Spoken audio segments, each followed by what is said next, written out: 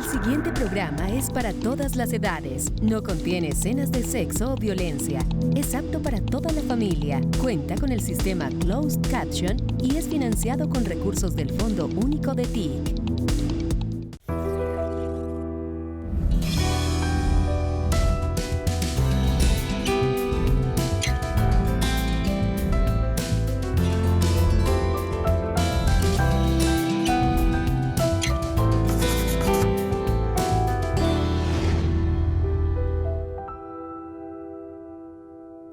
Siempre será noticia hablar de paz, de acciones, de intenciones, de políticas, de visiones que nos ayuden a sumar.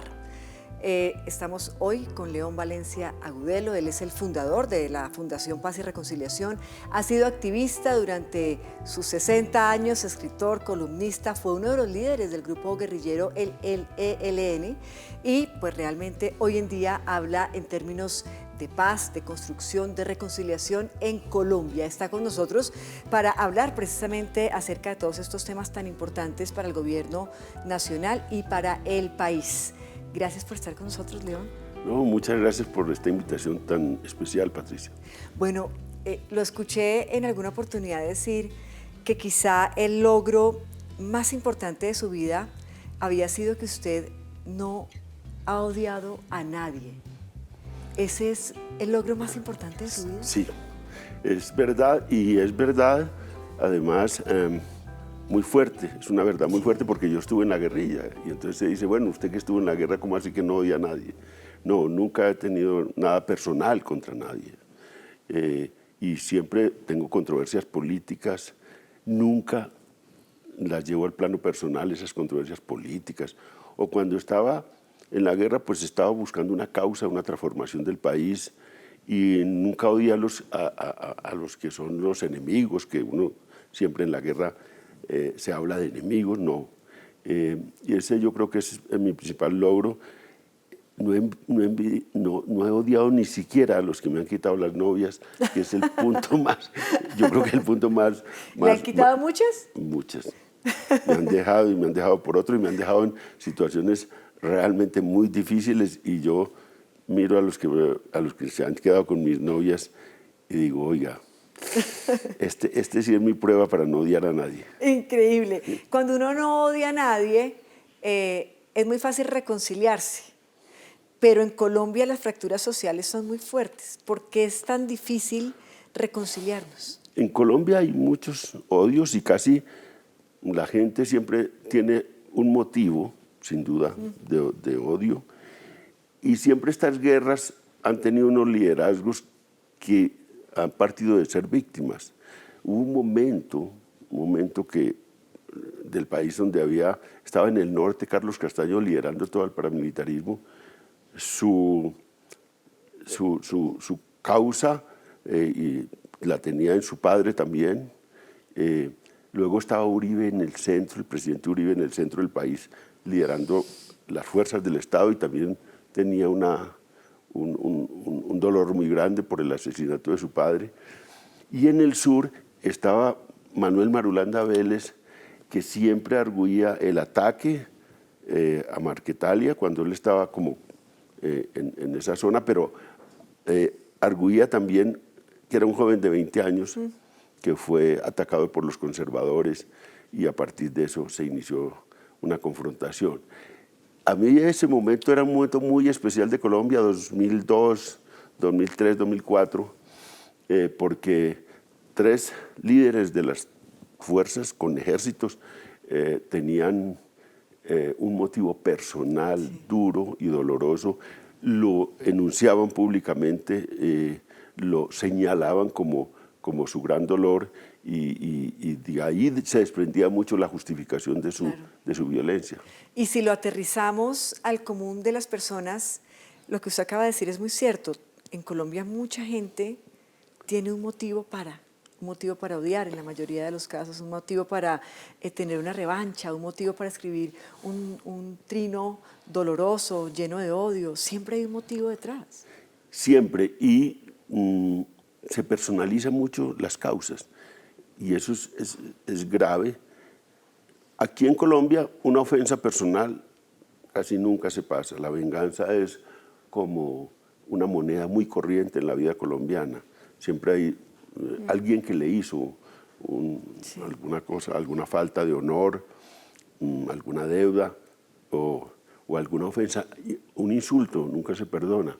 A veces incluso las discrepancias ideológicas se pasan, pero una ofensa personal siempre es muy dura de olvidar en Colombia. No sé si eso serán otras culturas, seguramente, pero la ofensa personal en Colombia vale mucho porque aparte de eso tampoco hay grandes diferencias entre los colombianos. Sí. Entonces por eso es tan importante la ofensa personal, porque en el fondo hay, claro, diferencias sociales, pero por ejemplo nadie se pelea por religión en Colombia como en otras partes.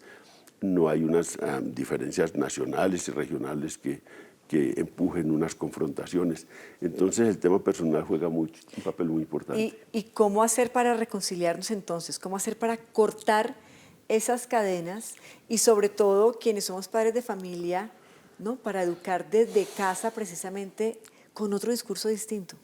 Hay una cosa que es indiscutible, que es en el plano político es la primera reconciliación, que es la más importante porque eso juega para toda la sociedad. Sí. Entonces la primera reconciliación es política. Aquí ha habido reconciliaciones muy importantes como entre liberales y conservadores que se estaban matando en los años 50. Y bueno, firmaron un acuerdo Laureano Gómez, que era el extremo del conservador en el exilio, con Alberto Lleras Camargo. O sea, ahí hubo un esfuerzo de reconciliación. Y entre las guerrillas y el Estado, o entre los paramilitares y el Estado, y entre ellos mismos, fíjense que tampoco es que seamos, digamos, unos improvisados en los temas de paz. 25 veces Patricia se ha sentado el Estado con grupos ilegales en estos 40 años y ha firmado 11 acuerdos de paz. Esa es una cosa que casi ningún país puede presentar. Sí. Seguimos en unas confrontaciones y en unas violencias, pero ya no son tampoco las que teníamos a principios de siglo. Claro. A veces se olvida eso, dice, no, la cosa es muy dramática. Estamos peor Colombia, que antes. Peor, eso nunca. Nosotros teníamos un incendio, un verdadero incendio. Hubo años de 3.000 secuestros al finalizar el siglo XX. Hubo años de 600.000 desplazados. Hubo años donde las tasas de homicidio rondaron los 40 homicidios por cada 100.000 habitantes. Hoy todos los indicadores de violencia están mucho más bajos. Hoy en día hablamos de 120 secuestros, lo cual es grave. Sí. Hablamos de 60.000 desplazados a veces al año y eso es grave, pero ya no son esas tasas enormes. Hablamos también de una tasa de homicidios, 18 homicidios sí. o 20 homicidios por cada 100.000 habitantes, o sea, que es grave. Pero ese incendio se está apagando. Quedan unos leños prendidos. El ELN es un leño prendido, las disidencias de las FARC, el Clan del Golfo. En unos territorios hay unas guerras. El narcotráfico es un ingrediente muy importante, pero son unos leños prendidos. Y siempre las decisiones de estos gobiernos, lo fue Duque, tenía que decidir si echarle como gasolina a los leños para que no vuelvan a arder o echarle agua o un ingrediente para apagarlos. Fue triste porque Duque no tuvo la idea de echarle agua a esos leños, sino que les echó un poco de gasolina y volvieron a arder un poco. Y esperamos que Petro, con su política de paz, sí decida echarle agua a estos y apagar los leños que todavía están, sacar al ELN de la guerra, un acuerdo con las disidencias, un acuerdo que es muy difícil, pero que hay que intentarlo con estos sectores mafiosos. Claro. Y esas cosas son muy importantes porque los acuerdos de paz son los que han traído disminución de las violencias. También políticas duras de seguridad apuntan en eso, pero aquí en Colombia, cada que ha habido un acuerdo de paz, caen todos los indicadores de violencia. Yo que soy un estudioso de eso, pues le sigo paso a paso, cada año, todas las estadísticas y siempre recurro a ellas para estos debates. Y usted, por supuesto que es un estudioso y que le cabe el país en la cabeza desde todos los puntos de vista y esquinas. Esta paz total del presidente Petro, por supuesto hay una voluntad del gobierno, pero si cambiamos la moneda, ¿cómo ve las voluntades de los otros? Porque es una paz total, pero son muchas paces. ¿no? Con diversas mesas de negociación y con diversas condiciones. Pues Petro es un vendedor de ilusiones y eso en política es muy importante, a veces se subvalora, a veces se piensa en los políticos solo como unos gerentes, ¿no? La política es vender sueños y arrastrar a los países en esos sueños.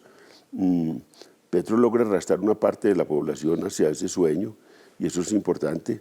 Ojalá muchos le crean y lo acompañen en esa tarea. Pero los procesos de paz, por ejemplo, con las guerrillas, dependen un 80% de las guerrillas, no del Estado. En el caso colombiano, depende del ELN, que el ELN decía, este interlocutor que tengo ahora, que es la izquierda, voy a ayudarle, voy a poner mi granito de arena y voy a hacer la paz para ayudarle a la izquierda a gobernar. Eso depende mucho del ELN. Yo fui a La Habana el año pasado, precisamente en octubre. La delegación del ELN estaba haciendo maletas para irse a Venezuela a empezar estas negociaciones. ¿Usted pudo hablar con ellos? ¿Usted es cercano a ellos? Y hablé con ellos en un momento dramático que era un huracán, el huracán Ian. Yo estaba encerrado en el Hotel Nacional y hablar con esta delegación. Yo quería mirarlos a los ojos, ver si tenían esa intención. Y hablé con Pablo Beltrán, con Gustavo y con parte de la delegación del ELN. Y yo vi que ellos estaban ilusionados también con que un gobierno de izquierdas, ellos han negociado con 5 gobiernos de derecha. Decían, 5 de derecha, sí. Y ahora con un gobierno de izquierdas, pues tenían la expectativa y decían, nosotros vamos a poner todo lo que sea posible para negociar. Y pues nos gusta cosas que está haciendo Petro y vamos a ayudar. Y usted, yo les decía, es que es el momento. Y claro, todo eso va a tener muchos inconvenientes, va a haber muchas dificultades, hay mucha gente que descree de esas negociaciones, hay mucha desconfianza en el ELN. Pero también hay mucha historia, León, porque es que el ELN de por sí, el ADN de esta guerrilla, a veces siente uno como ciudadano del común que está desarticulado, que lo que dicen seguramente sus líderes no es lo mismo que lo que opinan aquí los guerrilleros en el país. ¿Realmente cómo analiza usted que estuvo en la almendra de esa guerrilla, esa imagen que muchos colombianos tienen del ELN? Es que eso le ocurre a todo grupo humano. Los grupos humanos, y más si son colombianos, pues Bolívar decía, todo colombiano es un país y un país enemigo. Los colombianos somos muy individualistas, todos tenemos una opinión y una opinión contraria al otro lado. En las casas mismas y en las familias se discute con una ardentía los temas. O sea, este es un grupo humano, guerrillero, pero un grupo humano que ya lleva tantos años, ya lleva 60 años en la violencia y tiene pues en las regiones diferencias. Pero yo estoy convencido que si el grupo central de conducción del ELN se viene, el Comando Central, Gavino, que es la historia viva de ese movimiento, se viene a la paz, el 90% de esa guerrilla se viene a la paz.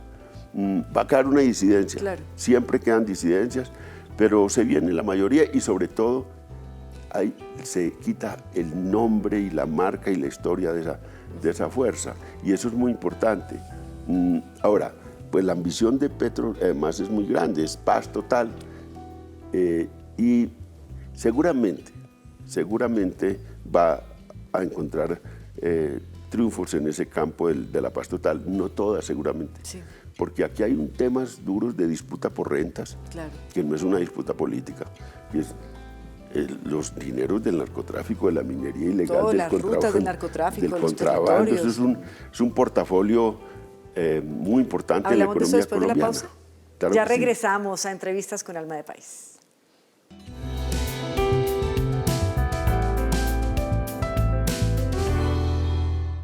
¿Y cómo somos los colombianos? Mira, Lejito, los colombianos y colombianas somos de todos los géneros, colores y formas. Tenemos varias lenguas y miradas. Y desde todas nuestras culturas, sabores y ritmos, celebramos la riqueza de nuestra diversidad. Somos únicos, únicas, pero nuestras diferencias solo nos hacen fuertes cuando nuestros derechos nos hacen iguales.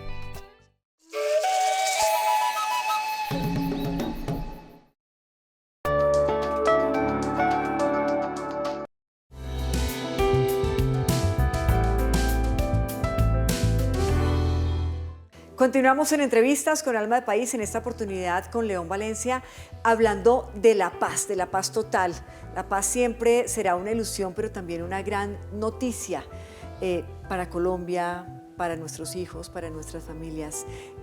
León, conversábamos en el segmento anterior y hablábamos de las grandes disputas que podrían existir, por supuesto, en estos grupos de nuestro país armados ilegales con los cuales el gobierno nacional aspira a hacer la paz total. Sin embargo, ha habido muchas ideas que han salido en estas negociaciones y una de ellas es quizá el hecho de querer subsidiar, por ejemplo, al ELN. Hay quienes opinan, ¿cómo vamos a subsidiar al ELN precisamente para que sigan esos diálogos de paz? ¿Usted qué opina al respecto de ese punto específico? Eso tiene una historia vieja. En el 98, fíjese que eso ya hace 25 años, estaban los del ELN sentados con el gobierno que iniciaba el gobierno de Pastrana en la Alemania, y el gobierno alemán que estaba patrocinando esa reunión, dijo, bueno, yo estuve en esa reunión, era el gobierno, creo que el ministro del Interior de Alemania, o no sé cómo se llame, Schmidt-Bauer, ofreció a través de los esposos Maus 30 millones de euros para que el ELN dejara de secuestrar y que se metiera en este proceso de paz como un fondo para alimentar eso. Eso se frustró, esa negociación se frustró, unas cosas muy horribles, pero ya se empezó a hablar de eso, y creo que, sin duda, digamos, si vamos a hacer un cese al fuego indefinido, hay que pensar en esas cosas. ¿Por qué? Porque la caja del ELN no es la caja de las FARC. Ya vimos que la caja de las FARC era una caja bastante robusta. Robusta, sí. Tenían lingotes de oro, propiedades en todo el país, caletas de dólares. La caja del ELN es menor y puede agotarse, y entonces hay que quitarle la tentación en este proceso de paz para que recurran a eso. ¿Cómo es la manutención de esos grupos?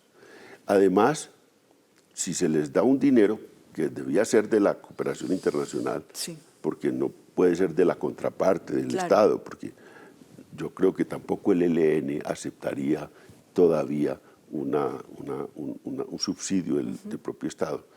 Es para sostener a esos grupos. Parece una medida como audaz, dice, es que el crimen paga, dice la gente, pero el valor, digamos, de sacarlos de la guerra es muy importante. Es más, les da oportunidad a todas las comunidades, organizaciones, a los empresarios, a todo el mundo, a denunciar al ELN en ese momento si los extorsiona, si los secuestra, a ser devedor del propio ELN, porque dice, bueno, aquí mire, les estamos subsidiando y vea lo que están haciendo. Se convierte también en una presión sobre el grupo, pero además los va sacando de toda la ilegalidad, del narcotráfico, los va sacando de toda la minería ilegal, los va sacando de la extorsión y el secuestro, que es algo muy grave, y creo que eso contribuye a avanzar hacia la paz, en el marco de un cese ya indefinido de las hostilidades, en el marco de una posibilidad de que sí van a entrar en el aro de la paz.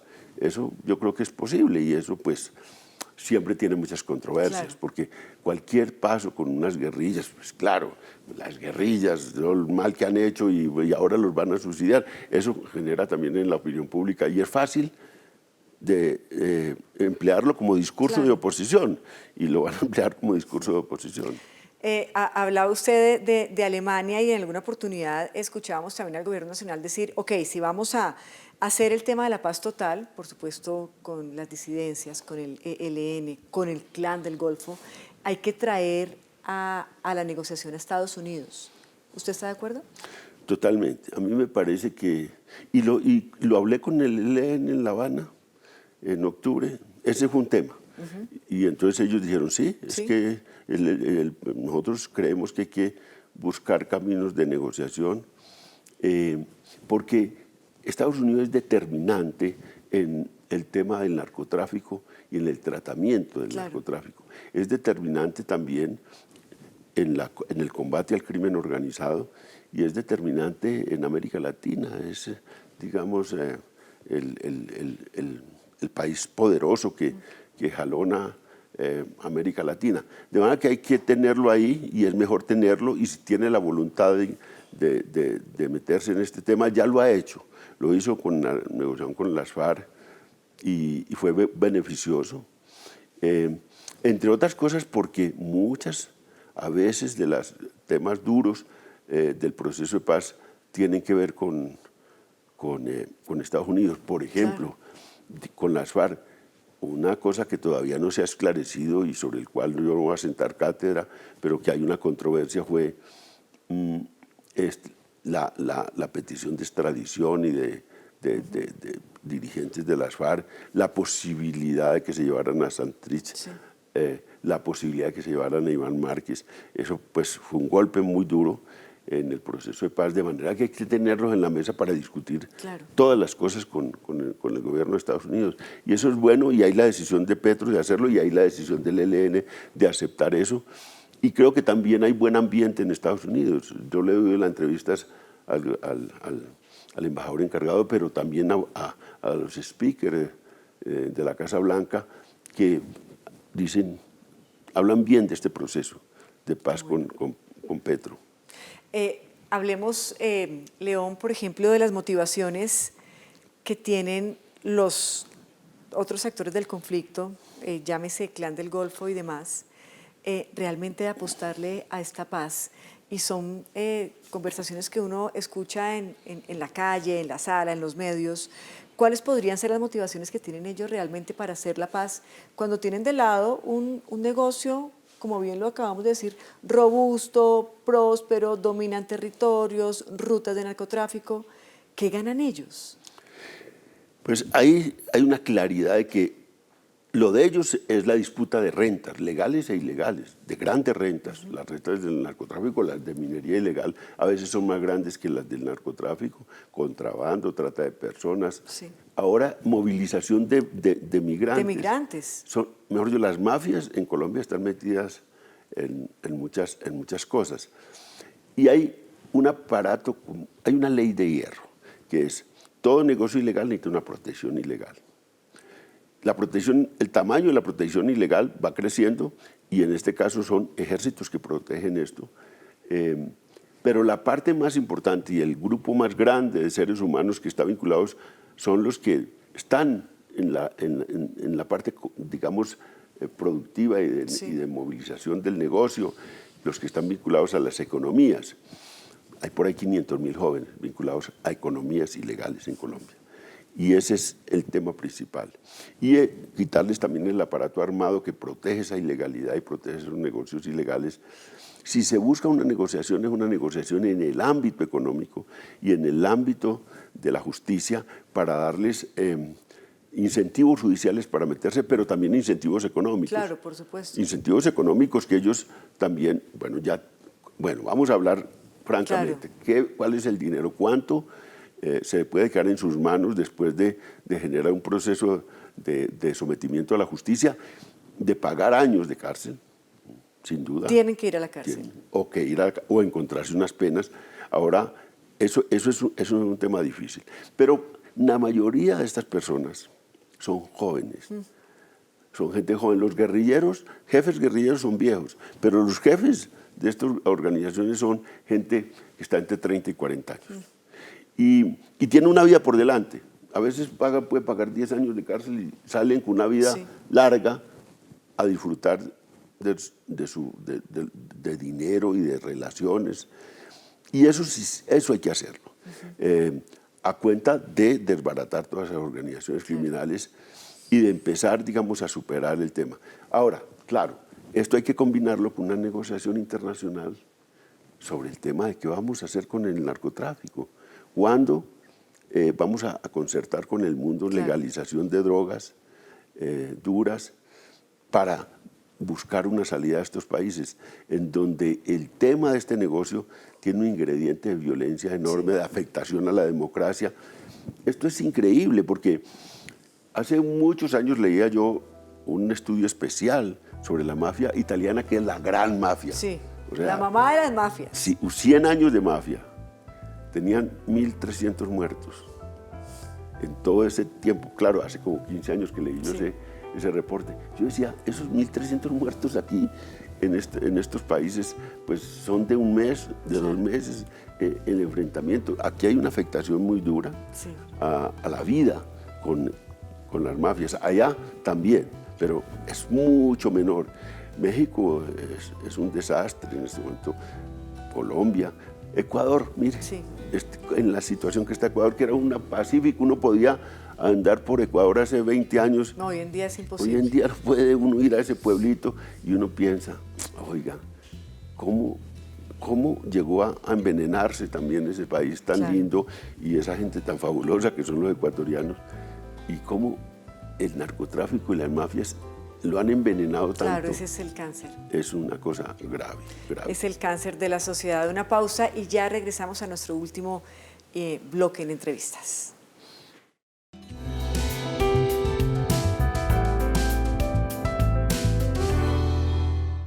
¿Tienes entre 18 y 28 años y quieres conocer lo que nos hace auténticos y únicos en Colombia? Inscríbete en formulario colombiar.canal13.com.co. Ven a vivir una experiencia mágica en nuestro docu-reality de turismo y vamos a colombiar en el país de la belleza. Ministerio de Comercio, Industria y Turismo.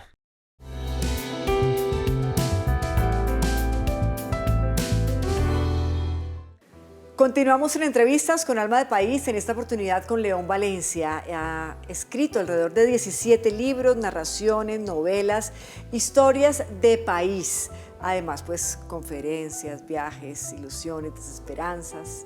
León, ¿qué carga en su mochila? Pues cargo ya muchas cosas. Cuando uno va ya a esta edad, uno está repleto de sueños. La mochila está repleta de sueños cuando uno es adolescente, cuando es joven. Después los sueños se van yendo y van quedando las realizaciones, los amores, las ilusiones, los productos de esos sueños. Y las frustraciones, también en la maleta siempre hay muchas frustraciones, porque el tamaño de las frustraciones es del tamaño de los sueños. Si tú has tenido muy grandes sueños, tienes grandes frustraciones. Sí. Y eso nos ocurre a todos. Yo quería cambiar al país, yo quería ser protagonista de ese cambio y me la jugué todo a esto, pero también quería ser escritor, también quería, pues, sobre todo, tener amores y tener hijos y muchas cosas lo he logrado, cambiar el país. Yo nunca pensé incluso que la izquierda pudiera llegar al poder. No. Ya me había desentendido de eso, esto no va a ocurrir y me alegró mucho que Canal a la Izquierda le está poniendo una agenda de cambios a Colombia y está logrando que se discutan grandes reformas. Sí. Cosa que no se discutía en Colombia. La reforma agraria no se ha vuelto a discutir, pues 30 años en un sistema de salud.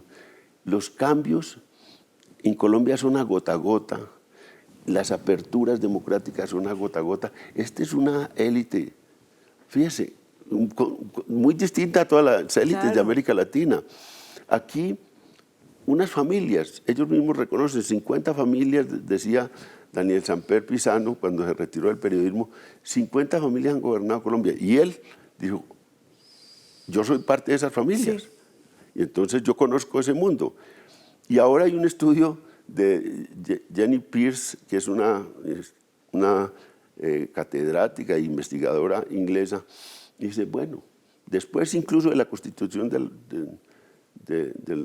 91, han gobernado 1060 familias, todo el país, las regiones. Es una élite muy cercana. Sí. Nosotros empezamos el siglo XX, mire, fundaron la familia Santos el diario El Tiempo y luego tuvieron presidente y pasamos todo el siglo XX cuando tuvimos un presidente, 2 periodos, Santos, un vicepresidente del otro gobierno, Santos, de la misma familia. Tuvimos incluso la posibilidad de que estuvieran compitiendo en las elecciones de 2014 dos primos dobles hermanos, Francisco y Juan Manuel Santos, solo que a Francisco lo sacaron los del Centro Democrático de la competencia. Pero ha sido un gobierno muy de élites y unas élites que se han perpetuado. De manera que los cambios, pues yo estoy feliz con que podamos ver, yo veo otra gente y hay cosas, anécdotas muy grandes. Un sastre importante, tradicional aquí en la Candelaria, Guillermo Ortiz, ya iba a cerrar su sastrería porque en pandemia le había ido muy mal. Triunfa Petro y me dice, León, ocurrió algo raro. Empezaron a llegar un poco de gente que nunca compraba trajes a decirme que necesitaba unos trajes para la procesión presidencial, que hacía. ¿Y se reactivó? Y se reactivó. Yo tenía unos paños ingleses, les dije, esto es caro, ustedes verán. Y todos me compraron 17 trajes de paño inglés para ir a la procesión presidencial. Quiere decir que era gente que nunca había estado en ese mundo. Ese es otro país, sin lugar a dudas. Lo quiero despedir con una frase que sé que le gusta mucho y que dice que hacer la paz no es llevar el país al cielo, es sacarlo del infierno de la guerra. 30 segunditos, León, para explicarme esa frase. Eso es como una radiografía, porque mucha gente le pide a la paz ríos de miel y de leche y el país entonces no. La paz no es eso, la paz es normalizar el país, hacer una democracia normal, sacarlo del infierno de la guerra y ponerlo a discutir pacíficamente los grandes problemas del país. Con esa me quedo. Gracias por estar con nosotros. Con mucho gusto. A ustedes también mil gracias por su atención. Sabemos que están conectados con estos temas que tienen que ver con la paz y la reconciliación en Colombia. Hasta pronto.